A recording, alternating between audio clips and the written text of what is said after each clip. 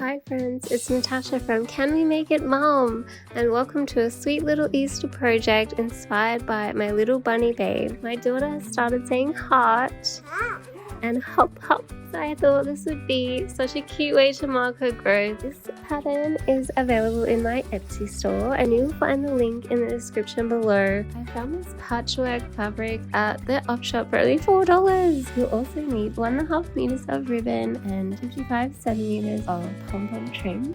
All the usual things, fabric scissors, pins, marking tool, everything's in the description below. And no matter what width your fabric is, you only need 35 centimeters of length. Step 1, of course, is downloading and cutting out your pattern. There's only one thing you need to do to prep the pattern, and that is stick the end of the waistband to the waistband. There are 2 pattern pieces that are cut on the fold. Be sure to snip the center on the fold line, and to transfer the pocket markings, I'm using it all. You can use chalk if you prefer. When cutting out the ears, I flip it over to make sure I have it left and right. Don't forget our cute little heart pocket. So you should have one skirt, front and back waistband, an inside-outside pocket, 4 ear pieces to make a left and a right ear. Step 3 is making ears. Start by putting the right sides together and stitch around the edges, leaving the bottom open. All these seam allowances are 1 centimeter or 1/4 inch in this project. And it's time to trim and snip the edges. This is where I think pinking shears are literally sent from heaven. But you do not have to invest in any tools. All you need to do is trim the seam allowance down by half and snip little notches around the curves. This really just makes flipping things out lay so nice and flat.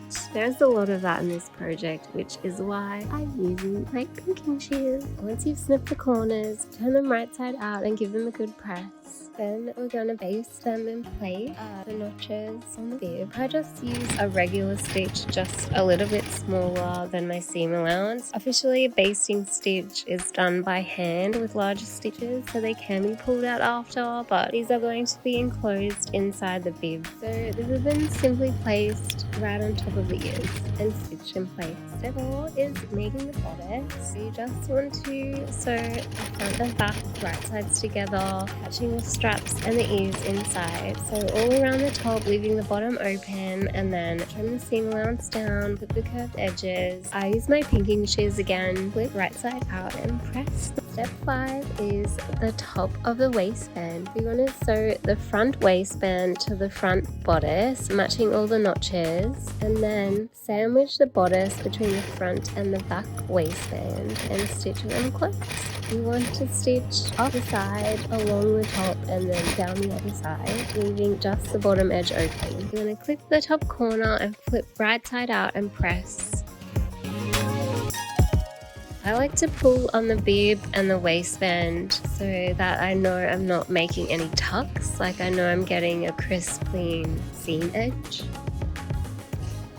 Step 7 is making and attaching our sweet little heart pocket. I recently added one of these to a pair of shorts and I thought it would be so cute on this apron. Start by stitching your outer and inner heart with the right sides together, leaving a 2-inch opening to turn right side out. And you guessed it, I'm using my pinking shears again to clip around the curved edges. You also want to snip into the very middle at the top of the heart. Always be careful not to clip through your stitches, and flip right side out and press.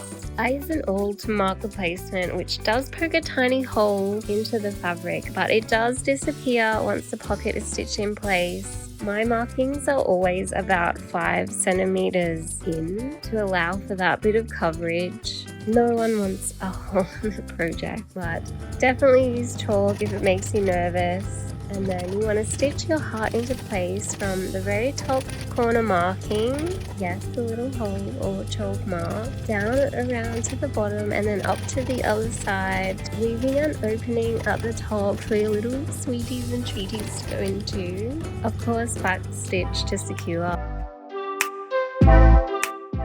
Step 6 is doing the hem and adding trim. I have this little trick that I do for a curved hem, and that is I sew a gathering stitch along the bottom edge about 6 mil or 1/4 inch. I just use the edge of my sewing foot as a guide, and I just sew evenly all around the edge and pulling gently on the bobbin side thread. You want to just slightly gather the edge, just enough that it starts to roll up, and you want to press it flat, but you don't want to gather the edge too much. Like, you're not really gathering, you just want to help it roll into a nice curve, and this will help you press it flat.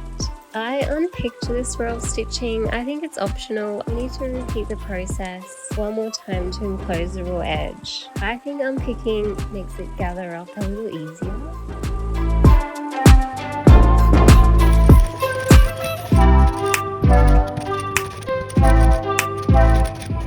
And again, you don't really want to gather. You just want to pull it enough that it curls. That will help you press it nice and flat. Next, I'm adding trim to my apron. I got this cute little pom-pom trim from my mom. It was giving me bunny tail energy. I thought it would work nicely on this little project. I pinned my trim to the underside and stitch from the top, just being careful not to catch any pom-poms. If you don't want to add trim, then you just simply stitch the hem in place. Nearly there, only 2 steps to go.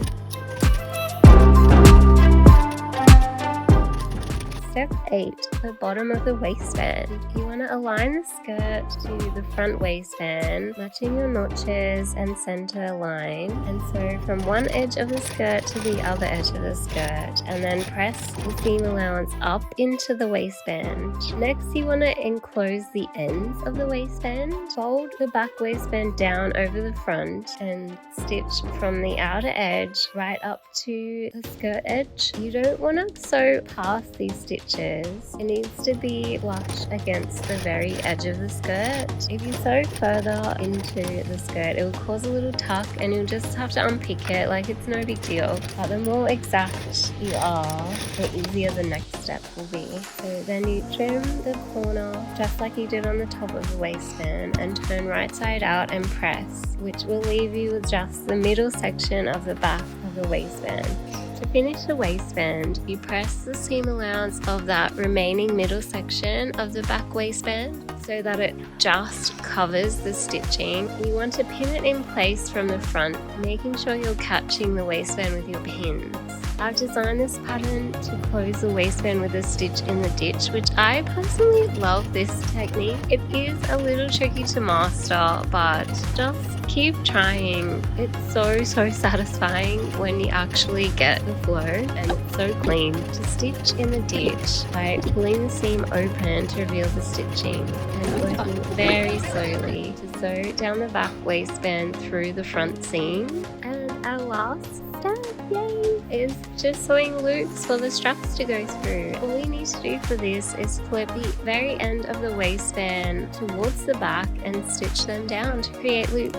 There are markings on the pattern, but I would use your ribbon as a guide for how wide your loops should be. Then just cross the straps over and pass them through the loops to finish the project. Yay! I just used a lighter to seal the ends of my ribbon. You could double fold them and stitch them if you prefer. And congratulations!